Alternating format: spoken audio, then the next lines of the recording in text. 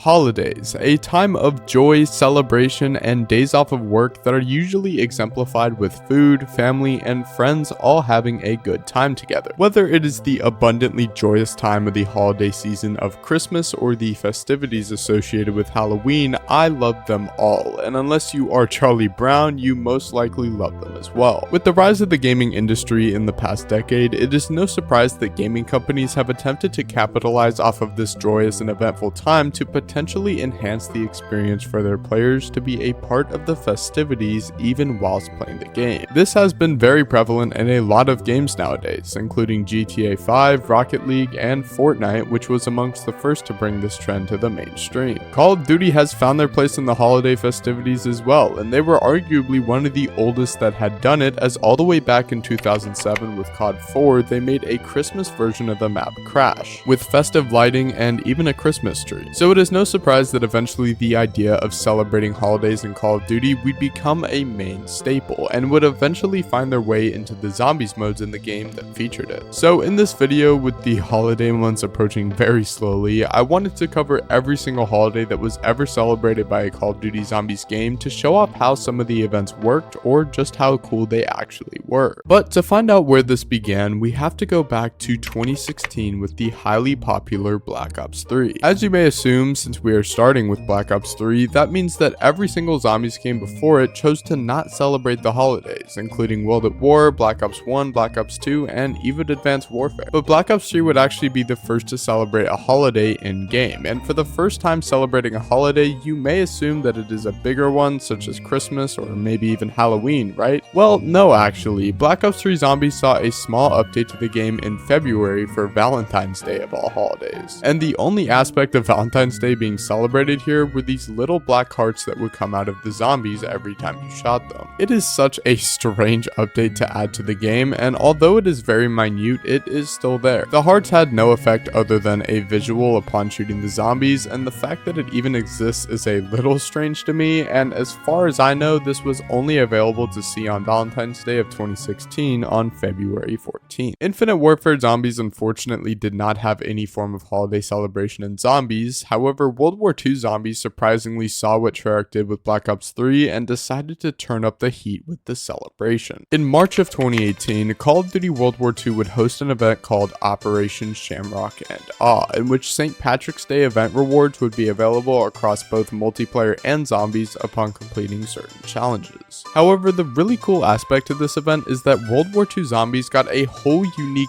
Easter egg within each of the 3 maps released at the time, which were the Final Reich, Groston House, and the Darkest Shore, which saw the player attempting to find little shamrocks around the map that were extremely hard to find. Once they did find them, they would have to place jolts or points on them to activate this little rainbow effect. And once all of them for each specific map was located, they would unlock a whole camo and would even spawn in one of the funniest bosses of all time, a literal leprechaun. Now, if this is not the coolest thing you have seen, I don't know what is. The zombie itself is extremely easy to kill, but just look at this thing. The developers clearly took the time to code this little zombie in just for this event, which is not something we seemingly get nowadays, and I love the fact that they went the extra mile just for this event. But that was not it. Going back to the whole camo situation, once completing this small shamrock Easter egg on each of the maps, you would unlock a camo, meaning that there were 3 total camos available for unlocking. And let me tell you, these things did not disappoint. Contrary to what we get now with Black Ops 6 and their honestly pretty horrendous rewards for events, World War II Zombies gave us these extremely vibrant and colorful animated camos that were very clearly themed around St. Patrick's Day. I genuinely cannot get over how cool these camos were, and it was very clear that the developers of Sledgehammer Games and Raven Software were not messing around. It is hard to beat this, and unsurprisingly, the next game, Black Ops 4, did not with their Christmas event. Unlike the event seen in World War II, Black Ops 4 took inspiration from the challenge system of games like Fortnite, and instead of creating new Easter eggs for maps or even making the effort to add special effects, they simply added regular challenges to earn somewhat festive rewards for Christmas. These challenges were very basic and bland, and upon completion would only reward the player with a simple face paint for any zombies character in the game, which is honestly one of the dumbest things about Black Ops 4 in my opinion. Like, okay, the operator system is bad in modern zombies and I hate it, but the fact people were really out here repping face paints in Black Ops 4 was genuinely diabolical, and you the player can't even see it, so I don't even see what the point of it is for solo players. There were 4 of these face paints that you could earn, and honestly, although they were Christmas themed, it just puts a sour taste in the mouth after the amazing event we saw in World War II Zombies. Seemingly though, Treyarch saw the feedback with Black Ops 4's lackluster holiday celebration reception and decided to up their game a little bit. With the release of Cold War Zombies in November, Treyarch would quickly work to develop a Christmas themed event, and around the time of the Christmas of 2020, we got an entirely new mode known as Jingle Hells. The only map at the time of this mode's creation would of course be the release map, D Machine. However, this did not matter as the map was essentially decked out for the Christmas season, featuring loads of Christmas decorations, lights, tinsel, and even wreaths scattered around the map. In addition to this, the zombies themselves would be dressed up for the holidays as well, with zombies equipping these Santa hats, plague hounds having reindeer antlers and a red nose like Rudolph, and the Megaton having wreaths around their necks of this split form. They even got new names for the zombies, which I actually found pretty funny, as for instance, the bomber variant of the Megaton was named Old Tannenbaums, and the plague hounds were named Blitzenhunts, which was just so cool to me. The designs of the zombies are admittedly small, but an awesome addition to the map to just add that little bit to the game that puts people into that festive mood, but this is not all that was added to this mode. One of the biggest changes this mode made to the core zombies gameplay was removing the box entirely from the map, meaning that you had to survive with your weapon you spawned in with, or you had to get lucky from the new power-up in the game called simply Naughty or Nice. As the name would entail, picking up this power-up would either give you a naughty power-up or a nice power-up, with the naughty one seeing you surrounded by constant plague hounds for 30 seconds, and the nice one spawning in 3 little presents on the ground that could contain weaponry that could be useful. Another way to get these presents is by going up to these snowmen around the map and meleeing them to see if you could get one, but you had to be careful as zombies could also be inside of them. This mode also brought along with it the introduction of 2 new pieces of tactical equipment, those being the snowballs and the pieces of coal, with the snowballs simply slowing the zombies down and the coal actually dealing some sort of damage. The only major problem I had with this mode was that unfortunately the main quest Easter egg was disabled, meaning that it could not be completed to any capacity and the player just had to play a regular match of zombies, which mind you is not bad at all. I just wish they had included it with this mode. Jingle Hells is one of the more popular modes in the present era, but we will return to that with a later game down the road. Before we do that though, Cold War Zombies was not done with their festive celebration either, as in October of 2021 there would be the Haunting event for Cold War, which not only added a bunch of content to multiplayer, but additionally zombies as well. Around this time, when playing zombies on any map in the game, there would be zombies that had these jack-o'-lanterns on their heads. Now you might think this is just a cosmetic change, however when you shoot these heads there is a possibility that one of them drops and could be looted to achieve absolutely insane rewards such as Aether Tools, which could upgrade your weapon's rarity, Chalices, which could upgrade your Pack-a-Punch,